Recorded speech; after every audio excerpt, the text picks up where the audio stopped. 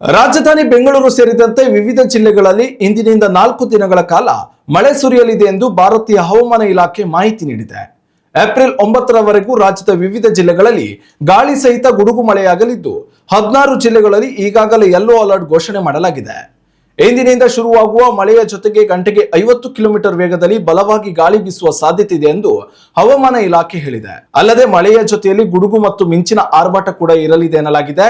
ಕರಾವಳಿ ಭಾಗದಲ್ಲಿ ಈ ಬಾರಿ ಸಾಧಾರಣ ಮಳೆಯಾಗಲಿದ್ದು ಮಲೆನಾಡು ಭಾಗದಲ್ಲಿ ಮಳೆಯ ತೀವ್ರತೆ ಹೆಚ್ಚಿರಲಿದೆ ಎಂದು ಐಎಂಡಿ ತಿಳಿಸಿದೆ.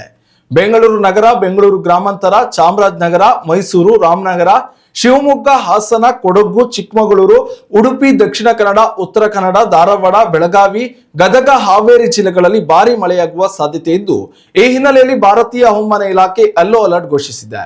ಗಾಳಿಯ ತೀವ್ರತೆ ಜಾಸ್ತಿ ಇರುವ ಹಿನ್ನೆಲೆಯಲ್ಲಿ ಮಳೆ ಬಂದ ಸಂದರ್ಭದಲ್ಲಿ ಆಶ್ರಯಕ್ಕಾಗಿ ಮರದ ಕೆಳಗೆ, ಹಳೆಯ ಕಟ್ಟಡಗಳು ಹಾಗೂ ವಿದ್ಯುತ್ ಕಂಬಗಳ ಸಮೀಪ ನಿಲ್ಲದಂತೆ ಹವಾಮಾನ ಇಲಾಖೆ ಜನಸಾಮಾನ್ಯರಿಗೆ ಎಚ್ಚರಿಕೆಯನ್ನು ನೀಡಿದೆ.